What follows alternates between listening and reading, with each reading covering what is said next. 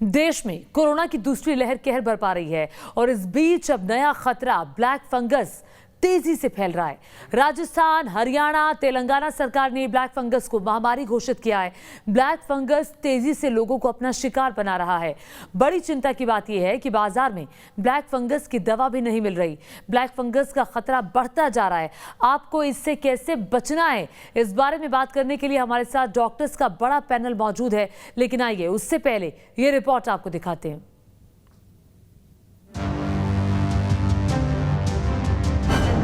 Corona के बाद black fungus का कहर, कोरोना की दूसरी लहर तबाही मचा रही है और इस बीच एक नया खतरा भी बढ़ता जा रहा है जिसका नाम है ब्लैक फंगस, जानलेवा फंगल इन्फेक्शन, जिसे म्यूकोरमाइकोसिस नाम से जानते हैं। कोरोना से ठीक होने वाले मरीजों में अब ये बीमारी तेजी से पैर पसार रही है। ब्लैक फंगस के केस पहले महाराष्ट्र और गुजरात में सामने आ रहे थे, लेकिन अब ये जानलेवा वायरस यूपी, दिल्ली, मध्य प्रदेश, बिहार और छत्तीसगढ़ में भी तेजी से फैल रहा है। बीपी और डायबिटीज के मरीजों को कोरोना का संक्रमण तेजी से लग रहा है, लेकिन कोरोना से ठीक होने के बाद ये लोग एक नई बीमारी का शिकार हो रहे हैं और बीमारी का नाम है म्यूकोरमाइकोसिस यानी कि ब्लैक फंगल। इस वक्त हम अहमदाबाद के सिविल अस्पताल में हैं। यहाँ पर ब्लैक फंगल के लिए अलग से वार्ड बनाया गया है। आप देख सकते हैं कि ये अहमदाबाद का सिविल अस्पताल है और यहाँ पर कई सारे जो मरीज हैं वो ब्लैक फंगल का शिकार हुए हैं। वैसे तो ये फंगल इन्फेक्शन पुराना है, लेकिन कोरोना मरीजों में इसके केस तेजी से बढ़ रहे हैं। बताया जाता है कि कोरोना मरीजों के इलाज में इस्तेमाल होने वाले स्टेरॉइड के कारण मरीज का शुगर लेवल बढ़ जाता है। इसके अलावा कुछ दवाइयां मरीज की इम्यूनिटी दबाने का काम भी करती हैं। ऐसे हालात में मरीज को आसानी से ये फंगल इन्फेक्शन हो जाता है। ये संक्रमित व्यक्ति के दिमाग तक पहुंच जाता है या तो मरीज की मौत हो जाती है। कुछ मामलों में मरीज की जान बचाने के लिए उसकी एक आंख हमेशा के लिए हटानी पड़ती है।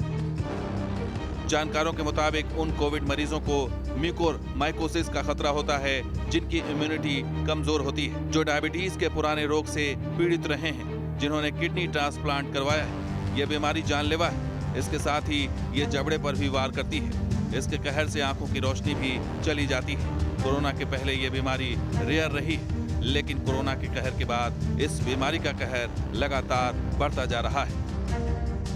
इस बीमारी के लक्षण की बात की जाए तो आंखों के नीचे दर्द, चेहरों के एक तरफ सूजन, सिर दर्द, बुखार इसके खास लक्षण हैं। इसको सही समय पर एंटी फंगल ड्रग्स दे के कंट्रोल किया जाए तब तो ठीक है, नहीं तो कई बार ये साइनस के थ्रू जो चेहरे के भागों में, नाक में, आँख में, इस भाग में ये इन्फेक्शन ज़्यादा होता है और वीनस साइनस के थ्रू ये ब्रेन तक पहुंच जाते हैं।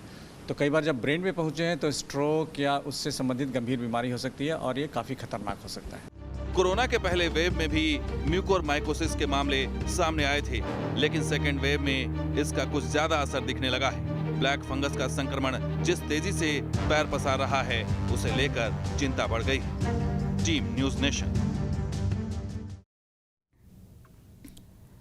ब्लैक फंगस क्या है, किन लोगों को होने की संभावना रहती है, ब्लैक फंगस की ABCD समझाने के लिए हमारे साथ इस वक्त डॉक्टर एम वली मौजूद हैं, जो कि सीनियर फिजिशियन है, और साथ ही प्रोफेसर डॉक्टर विवेक गुप्ता भी हमारे साथ जुड़ गए हैं, सीनियर कार्डियोलॉजिस्ट हैं। आप दोनों का बहुत बहुत स्वागत है सर न्यूज़ नेशन पर। सबसे पहले डॉक्टर वली आपके पास आते हुए, क्योंकि मैं चाहती हूँ ब्लैक फंगस को लेकर कई भ्रांतियाँ हैं, कई सारे सवाल हैं लोगों के मन में जो इस वक्त देख रहे हैं। हम शुरुआत से शुरू करते हैं।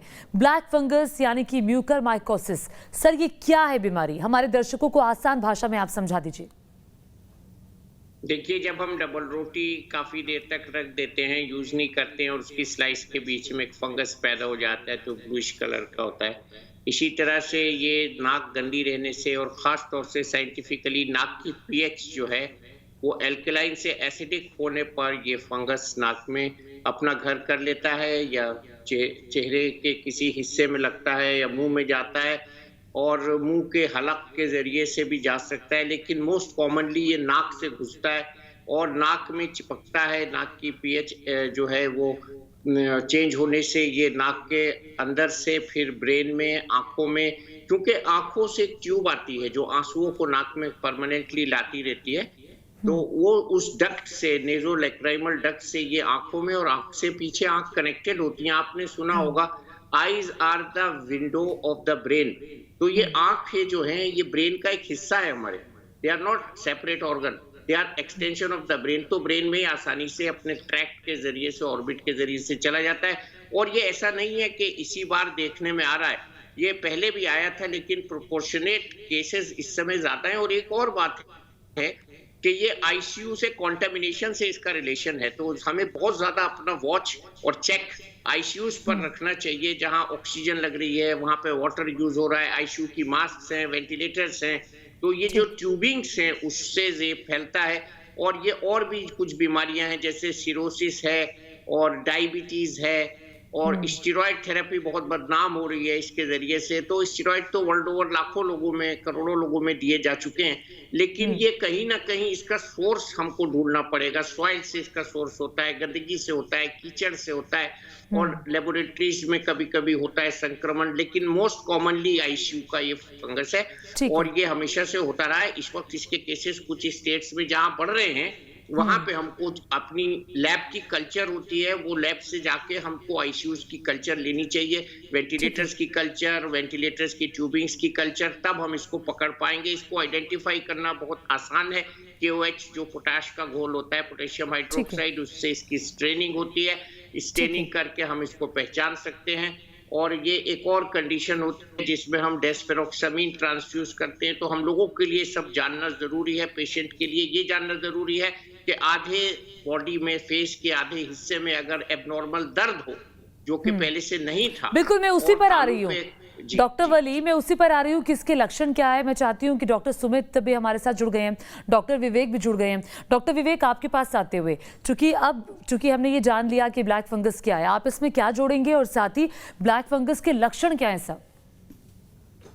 फंगस पिछले वेव में भी था। मैं डॉक्टर विवेक गुप्ता, मैं पहले से कोरोना वायरस को वेव में बहुत फॉलो किया, लेकिन इतना ज्यादा नहीं था जैसे डॉक्टर साहब ने बताया।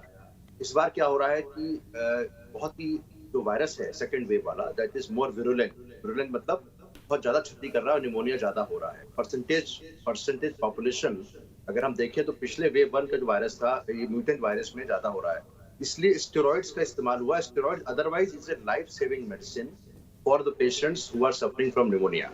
अब स्टेरॉइड्स देने से हर दवा के साइड इफेक्ट होते हैं। इसका साइड इफेक्ट होता है कि बॉडी की इम्यूनिटी काफी कम कर देता है। अब जो आईसीयू में पेशेंट, पहले बात बताना चाहूंगा, लोगों को भ्रांति है कि घर में जो स्टेरॉइड ले रहे हैं उनको भी ब्लैक फंगस होता है, ऐसा नहीं है। जो घर में ओरल स्टेरॉइड है उससे उतनी इम्यूनिटी डाउन नहीं होती। जब पेशेंट को आईसीयू में रखते हैं और इंट्रावेनस स्टेरॉइड देते हैं और काफी लंबा समय तक ट्रीटमेंट चलता है, ऐसे पेशेंट्स की इम्यूनिटी काफी कम हो जाती है। इम्यूनिटी मतलब बॉडी में ताकत लड़ने की। Otherwise black fungus is available हर जगह है, जैसे डॉक्टर ने बताया, सॉइल में, क्लाइमेटिक में, मॉइस्चर में, हर जगह है। तो जो पेशेंट आईसीयू में लोग आ रहे हैं, जो कई बार तीमारदार को इसीलिए नहीं बुलाते हैं कि they can bring infection and in fact the patient who is having immunity suppression. अब उसमें क्या हुआ है कि आईसीयू में अगर कार्बोलाइज करें हफ्ते में 3 दिन, कार्बोलाइज मतलब बहुत क्लीन हाइजीन मेंटेन करके उसको क्लीन करते हैं पूरी तरीके से, तो इस तरह के बीमारी से बचा जाता है। आपने कहा कैसे बचा जाए, तो जितने भी सरकारी आईसीयू सर कैसे बचा जाए, मैं आऊंगी आपके पास, लेकिन लक्षण क्या हो, पहचाने कैसे कि अब ये ब्लैक फंगस की बीमारी आ रही है? हाँ देखिए, लक्षण जो होते हैं सबसे ज्यादा, अगर डिपेंड करता है कहाँ पे हुआ।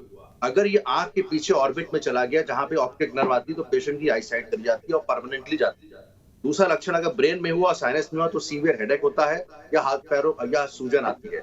अगर लंग्स में गया तो जो ऑलरेडी वेंटिलेटेड पेशेंट है उसके लंग्स में चला गया तो उसका निमोनिया और बढ़ जाएगा, उसको ज्यादा ऑक्सीजन की जरूरत पड़ेगी और पेशेंट डिटीरिएट कर जाएगा। उसको FiO2 जो होते हैं ना, FiO2 जो ऑक्सीजन देते हैं उसकी मात्रा ज्यादा बढ़ जाएगी और पेशेंट 54% मोर्टेलिटी है अदरवाइज म्यूकोरमाइकोसिस, 54%, जो कि काफी ज्यादा है। और अगर ये कोरोना के साथ हो जाए तो उसकी मोर्टेलिटी बहुत ज्यादा बढ़ जाती है।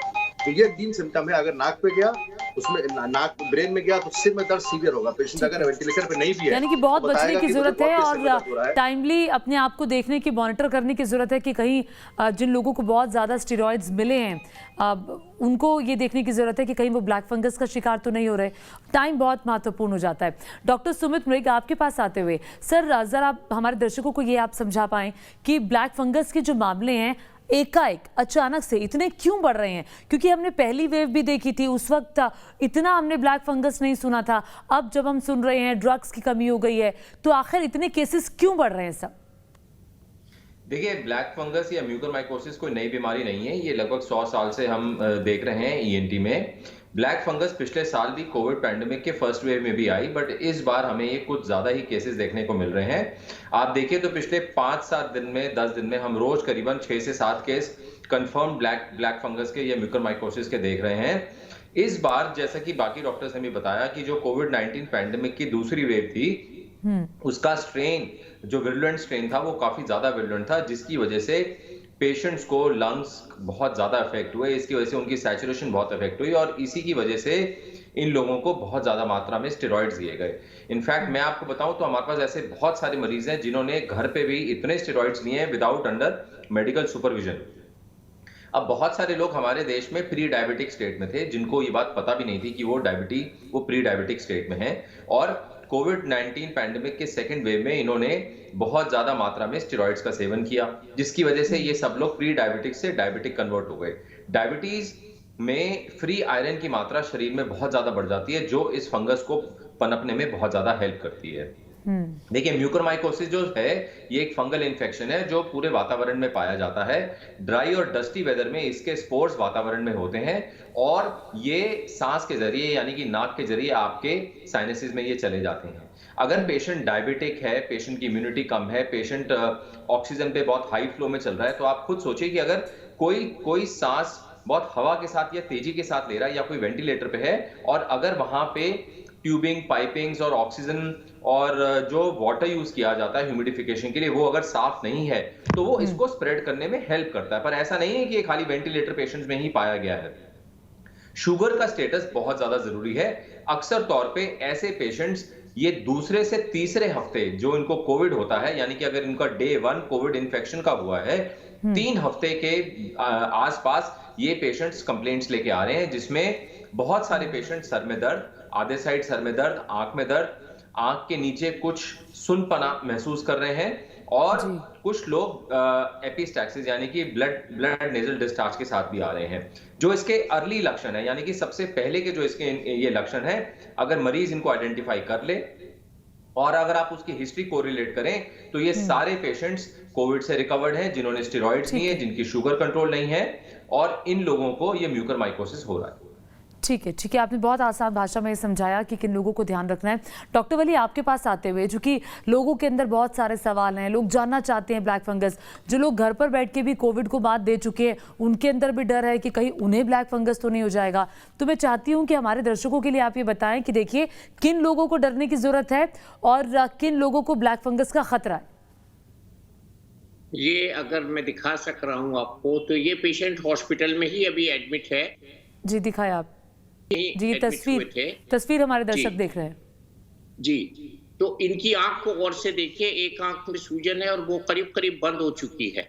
ठीक, तो ये इसका सिम्टम है, थोड़ा सा एडवांस्ड। और इससे पहले आंख के नीचे के हिस्से में थोड़ी लाली, अगर ये क्लियर हो सके तो हल्की सी लाली आंख के नीचे, तो ये बहुत अर्ली सिम्टम्स हैं। इसके अलावा मैं इजाजत से आप दोनों की स्मेल भी आ सकती है, abnormal smell will be the first. और जैसे मैंने कहा, नाक के से जो चीपड़ा कहते हैं आम भाषा में, ब्लैक क्रस्टेशन जो ब्लैक निकले तो फौरन दिस इज फर्स्ट अलार्म। या तालू पे काला धब्बा हो, जो कि हमारे पहले से नहीं था, या टंग पे काला धब्बा हो, तो ये इसके अर्ली सिम्टम है। और ये इसलिए मैं बता रहा हूँ कि अगर इस स्टेज पे हम कट ऑफ लाइन ड्रॉ कर लेंगे, अवेलेबल एंटी फंगल ड्रग्स, अब ये आखिर में आपके सामने ये सवाल भी आएगा कि ये आजकल इस ड्रग की भी शॉर्टेज हो गई है, ये क्या हो रहा है, ये सब ये तो इस वक्त हमको सबसे ज्यादा सतर्क रहने की जरूरत है। अगर हमारी टंग पे ब्लैक स्पॉट, तालू में ब्लैक स्पॉट और तालू के अलावा कोई एबनॉर्मल सेंसेशन ऑफ स्मेल, या आंख के नीचे लाल होना, आंख लाल होना, आंख से कुछ डिस्चार्ज आना, ये बहुत अर्ली सिम्टम्स हैं और ये सबको होंगे। और बिल्कुल ये अर्ली सिम्टम्स को ही पहचानने की जरूरत है, जो डॉक्टर वली ने बताया, डॉक्टर सुमित ने बताया, डॉक्टर विवेक ठीक, डॉक्टर विवेक आपके पास आऊंगी। ट्रीट करना जी सर, थोड़ा सा ऑडियो का इशू आ रहा है, एक बार आपसे दोबारा कनेक्ट कर लेंगे हम।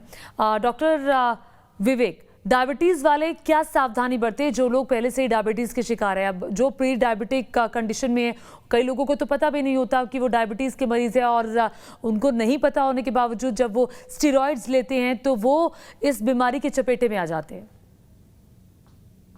है क्योंकि काफी लोग इस समय होम क्वारंटाइन में भी ट्रीटमेंट चल रहा है और स्टेरॉइड चल रहे हैं। हमने ऐसा इंट्रावीनस स्टेरॉइड से ज्यादा बढ़ता है, लेकिन ओरल स्टेरॉइड वाले पेशेंट को कम देखा है। डायबिटीज बहुत इंपॉर्टेंट बीमारी है और स्टेरॉइड देते ही जो प्री डायबिटिक है उनका शुगर तो 200-300 के बीच में पहुंच जाता है, और जो लोग डायबिटिक ऑलरेडी हैं उनको हमने 500 तक शुगर देखा है। 500 शुगर आ गया, अब 400-500 शुगर है।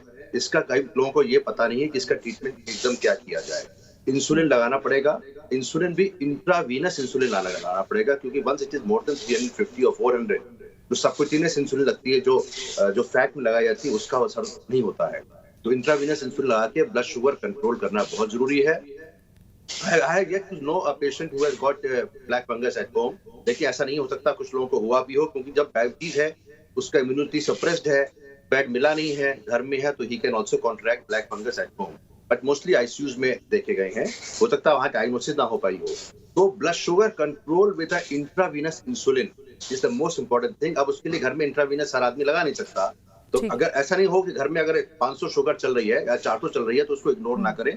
उसके लिए आप होम नर्स बुलाइए, होम केयर नर्स बुलाइए। अगर आपको बेड में अस्पताल मिल जाता है, अस्पताल में बेड मिल जाता है तो भर्ती हो जाइए, और डॉक्टर्स भी उसको इंट्रावीनस इंसुलिन देके कंट्रोल करके 200 या 150 के नीचे ब्लड शुगर रखेंगे, तो ऐसे केसेस में ब्लैक फंगस होने की संभावना काफी कम हो जाएगी। स्टेरॉइड्स को देखिए, अगर स्टेरॉइड चल रहा है और जरूरी है, लाइफ सेविंग है, उसको डोसेज कम कर सकते, बंद नहीं कर सकते अगर पेशेंट को निमोनिया ऑलरेडी हो रखा है। तो ये अगर डॉक्टर की सलाह के हिसाब से स्टेरॉइड्स के साथ साथ अगर चल भी रहा है तो ब्लड शुगर अगर कंट्रोल रहेगी, वेरी इंपॉर्टेंट पॉइंट, तो ब्लैक फंगस होने के चांसेस कम है, कम तो नहीं है। और फिर इम्यूनिटी बूस्टर्स भी देते रहे बॉडी में, खान पान पूरा होना चाहिए। सपोज पेशेंट अगर वेंटिलेटर पे है या इम्यूनिटी की आप बात कर रहे हैं, यही सवाल लेकर मैं डॉक्टर सुमित के पास जा रही हूँ। डॉक्टर सुमित, कम जो इम्यूनिटी वाले लोग हैं वो इससे कैसे बचेंगे? देखिए, जो म्यूकरमाइकोसिस है अक्सर कोविड से पहले ये उन्हीं पेशेंट्स में देखा जाता था जो जनरली ट्रांसप्लांट के पेशेंट्स हैं, यानी कि रीनल ट्रांसप्लांट हो गया, सॉलिड ऑर्गन ट्रांसप्लांट हो गया, या जो कैंसर कीमोथेरेपी पे हैं, या वो हीमोपोएटिक ब्लड सेल ट्रांसप्लांट पे हैं। अगर आप इम्यूनिटी की बात करें तो आपको बहुत चीजों का ध्यान रखना है। इम्यूनिटी में सबसे ज्यादा कॉम्प्रोमाइज जो इम्यूनिटी करती है वो आपका ब्लड शुगर लेवल है। वो आपको एक प्रीडिस्पोज कर देती है कि आप बाकी इंफेक्शंस को भी कैच करें। तो आप एक तो खाना टाइम पे खाएं, रात को 7 से 8 घंटे की नींद लें, अपना शुगर लेवल कंट्रोल करें, अपने फिजिशियन के साथ बराबर संपर्क बनाए रखें ताकि आपका ब्लड का लेवल, आपके ब्लड काउंट्स लेवल, अगर आपको लिम्फोपीनिया है, हमने एक चीज देखी है, 3-4 इंपॉर्टेंट इंडिकेटर्स हैं जो हम एक स्टडी कर रहे हैं मैक्स में कि क्या क्या फैक्टर्स हैं जो इस चीज को बढ़ावा दे रहे हैं, जिसमें मैं आपको बताना चाहूंगा। अगर पेशेंट को लिम्फोपीनिया है, यानी कि लिम्फोसाइट काउंट उसका लो है, तो ये पेशेंट्स ज्यादा प्रीडिस्पोज्ड है म्यूकरमाइकोसिस, बिकॉज उसका एक सिंपल रीजन है कि बॉडी में अगर फंगल इन्फेक्शन होता है तो हमें मैक्रोफेजेस और फेगोसाइट्स चाहिए ताकि वो उनको अटैक करें, पर अगर उनको लिम्फोपीनिया है तो ये शरीर में काम कर ही नहीं पाते हैं, तो इसलिए फंगस से वो लड़ ही नहीं पाते हैं। नंबर 2, जिन लोगों के सीरम फेरिटिन लेवल्स बहुत ज्यादा रहे हैं कोविड के दौरान, सीरम फेरिटिन जो हाई लेवल है वो आयरन इसको फंगस को ग्रो करने में बहुत हेल्प करता है। और नंबर 3, ब्लड शुगर लेवल की हम बात करें, इंटरल्यूकिन 6 भी एक फैक्टर है जो भी इसको प्रमोट करता है, कुछ रिसर्च आर्टिकल्स भी ये कहते हैं। तो आप अगर आपको सिवियर लिम्फोपीनिया है, आप कैंसर से पीड़ित हैं या आप हैं और आपको फंगस से बचाव करना है, तो आजकल ग्रैनुलोसाइट फैक्टर्स, ग्रैनुलोसाइट इन्फ्यूजन्स भी आते हैं, आप डॉक्टर से संपर्क करिए ताकि आपकी बॉडी की ब्लड में जो लड़ने की शक्ति है उसको आप इंप्रूव कर सकते हैं ताकि आपको ठीक है डॉक्टर सुमित। डॉक्टर विवेक, अगला सवाल ये है, जो दर्शक इस वक्त हमारा चैनल देख रहे हैं, ब्लैक फंगस की ABCD को जान रहे हैं, उनके लिए ये, क्योंकि जहन में ये आता है कि अगर ब्लैक फंगस हो जाए तो फिर इलाज क्या है? देखिए, एंटी फंगल मेडिसिन काफी हद तक इसको कंट्रोल कर लेती हैं, और अगर शुरुआती दौर में किया जाए, देखिए अगर ब्रेन के अंदर पहुंच गया, सीवियरली इन्फेक्ट हो गया, साइनस हो गया और डायग्नोसिस डिले हो गई, तो ऐसे पेशेंट्स में even intravenous medicine will be not effective, and that is why इसकी एक स्टडी के दौरान 54% मोर्टेलिटी पाई गई। 54% लोग तो बचेंगे नहीं। अब ऑलरेडी कोविड निमोनिया हो रखा है और साथ में अगर फंगस भी उसमें चला ग्रोथ कर जाता है, तो early treatment with anti fungal medicine, with immunity boosters, control of blood sugar, और साथ साथ कोविड का जो इलाज चल रहा है, यही 4 चीजें हैं जिसको ध्यान में रखना है। अभी बहुत दिक्कत आई है कि इंट्रावीनस एम्फोटेरिसिन बी और दूसरा एक और पोसाकोलोनोल, दो दवाइयां हैं जो काम कर सकती हैं। और एम्फोटेरिसिन बी की अवेलेबिलिटी इस समय मार्केट में, कि हमने अपोलो हॉस्पिटल हमारे एक पेशेंट का फोन आया कि आप ओपीडी से दिलवा के, हम कहीं और भर्ती था, तो I could not get him even for my hospital, जबकि इंडोर में के पेशेंट्स के लिए हमारे इतनी जरूरत पड़ सकती है, तो we want to keep it for our patients, तो हम नहीं मिल पाया। कहने का मतलब मार्केट में, इसलिए सरकार को देखना पड़ेगा इस दवा का जो इसका है तो पेटेंट खत्म करें या कम करें या और दवा बनवानी पड़े, क्योंकि अभी चलने वाला तो बिल्कुल अलग अलग राज्यों की सरकारों ने अपने अपने स्तर पर कदम उठाए भी हैं। महाराष्ट्र हो, दिल्ली हो, राजस्थान ने से महामारी घोषित कर दिया है, हरियाणा ने महामारी घोषित कर दिया है, तेलंगाना ने महामारी घोषित कर दिया है। डॉक्टर वली, आपके पास आते हुए, क्या ये जो बीमारी है ब्लैक फंगस की, क्या ये एक मरीज से दूसरे मरीज में फैल सकती है? क्या ये कोरोना की तरह ही संक्रामक है? बिल्कुल, देखिए ये जैसे मैंने शुरू में बताया था, ट्यूबिंग्स अगर कॉमन है, बड़ी अनफॉर्चुनेट बात है। मैं यहाँ आपने चूंकि ब्लैक फंगस का सवाल डाला है और अस्पतालों के थ्रू हो रहा है ये, ज़्यादातर आईसीयूज के थ्रू, और इस पर ज़्यादा ध्यान नहीं दिया जा रहा है, स्टेरॉइड की बस बात की जा रही है। मैंने ये देखा है कि हम जो वेंटिलेटर्स होते हैं उनके जो अंदर का बॉक्स होता है, जिससे जो है सांस जो है बदन में धोखनी जो होती है उसकी, वहां पे अगर कॉन्टेमिनेशन हो जाता है तो जो एक मरीज के बाद दूसरे मरीज को लगेगा, वेंटिलेटर से ये इस तरह का इन्फेक्शन जा सकता है।